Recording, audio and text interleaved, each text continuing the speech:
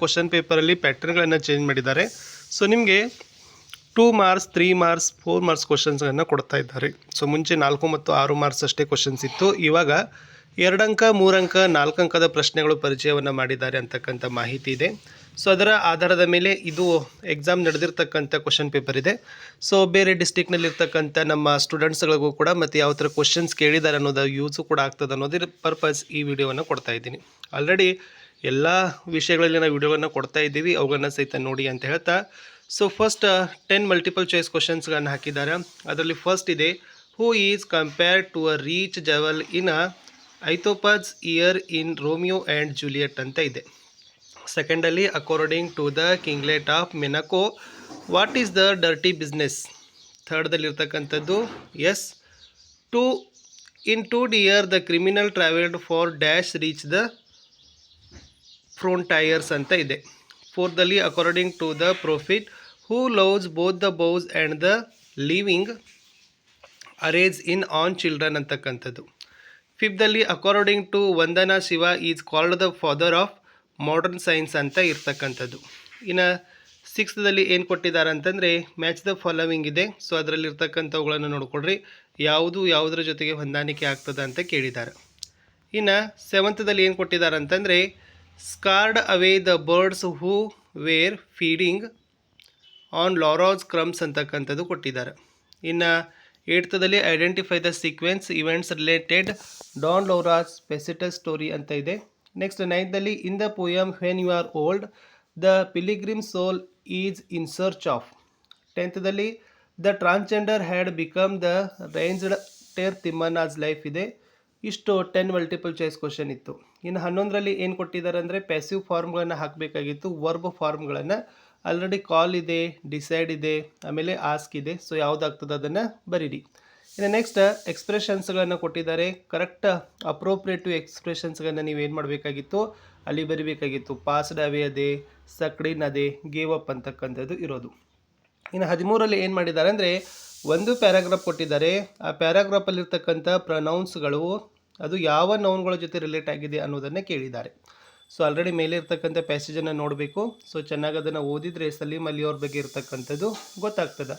ಇನ್ನು ನೋಡೋಣ ಈ 2 ಮಾರ್ಕ್ಸ್ ಕ್ವಶನ್ಸ್ಗಳು ಎಲ್ರದ್ದು ಕೂಡ ಭಾಳ ಇತ್ತು. Sir question paper pattern change ಆಗಿದೆ ಅಂತ. ಹೌದು, ಇಲ್ಲಿ 2 ಮಾರ್ಕ್ಸ್ ಏನು ಕೇಳಿದ್ದಾರೆ ನೋಡಿ, what were the duties assigned to the guard in the 2 deer. Name the 2 things of Vandana Shiva learned from Chipko. In a sunny morning, who were involved in a duel, who was badly wounded on it. Next, mention the 2 things that the speaker loved is in his beloved in when you are old ಅಂತ ಇದೆ. ಇನ್ನು 3 marks ಕ್ವಶನ್ಸ್ಗೆ ಹೋಗೋಣ. ಯಾವಿದಾವಲ್ಲಿ, why does Romeo say that he was never seen a true beauty till that night.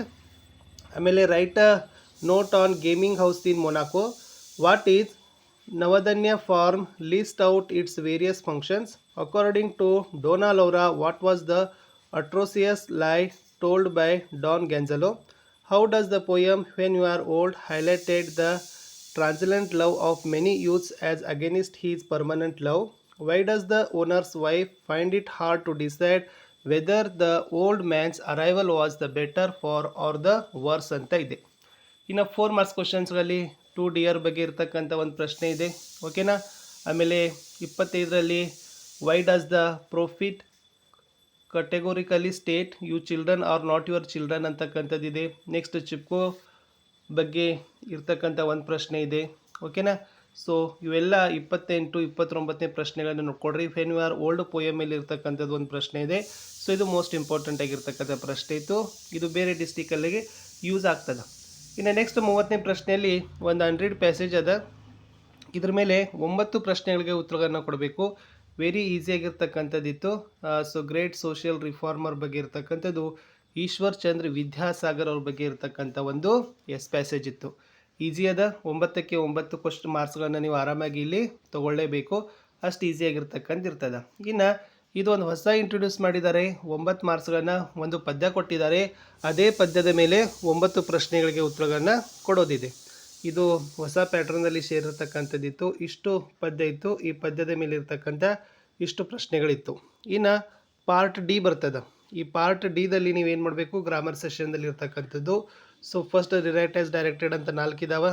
ಅದರಲ್ಲಿ article ಅದ, ಆಮೇಲೆ next ಇರ್ತಕ್ಕಂಥದ್ದು ಮೀನಿಂಗ್ಫುಲ್ ಸೆಂಟೆನ್ಸ್ ಅದ, ನೆಕ್ಸ್ಟ್ ಇರ್ತಕ್ಕಂಥದ್ದು ರೈಟ್ ವರ್ಬ್ ಫಾರ್ಮ್ ಅದ, ನೆಕ್ಸ್ಟ್ ಇರ್ತಕ್ಕಂಥದ್ದು ಅಪ್ರೋಪ್ರಿಯೇಟಿವ್ ವರ್ಬ್ ಫಾರ್ಮ್ ಇರ್ತಕ್ಕಂಥದ್ದು ಕೂಡ ಅದ. ಇನ್ನು ಮುಂದಿರ್ತಕ್ಕಂಥದ್ದು ಕರೆಕ್ಟಾಗಿ ಲಿಂಕರ್ಗಳನ್ನು ಬರಿಬೇಕು. 4 ಅಂಕ ಇದೆ ಲಿಂಕರ್ಗಳಲ್ಲಿ. ಆಮೇಲೆ ರಿರೈಟ್ ಆಸ್ ಡೈರೆಕ್ಟಲ್ಲಿ ಕ್ವಶನ್ ಟ್ಯಾಗ್ ಒಂದು ಬಂದದ. ಆಮೇಲೆ WH ಕ್ವಶನ್ಗಳನ್ನು ಫ್ರೇಮ್ ಮಾಡಲಿಕ್ಕೆ ನಿಮಗೆ ಕೊಟ್ಟಿದ್ದಾರೆ. ಇನ್ನು next recently the errors in the following sentence and rewrite them ಅದ. ಸೊ ಇದರಲ್ಲಿ ಏನು ಮಾಡಿದ್ದಾರೆ, ಎರರ್ಗಳನ್ನು ಮಾಡಿದ್ದಾರೆ ಸೆಂಟೆನ್ಸಲ್ಲಿ. ಅದನ್ನು ಕರೆಕ್ಟಾಗಿ ಏನು ಮಾಡಬೇಕು, ಫೈಂಡ್ ಔಟ್ ಮಾಡಿ ರೀರೈಟ್ ಮಾಡಲಿಕ್ಕೆ ಹೇಳಿದ್ದಾರೆ. ಇನ್ನು 33ದಲ್ಲಿ ಇದನ್ನು ಫ್ಲೋ ಚಾರ್ಟನ್ನು ನಿಮಗೆಲ್ಲ ಗೊತ್ತದ, ಮೇಲಿರ್ತಕ್ಕಂಥ ಫ್ಲೋ ಚಾರ್ಟನ್ನು ಕೆಳಗಡೆ ಬರೀತಕ್ಕಂಥದ್ದು.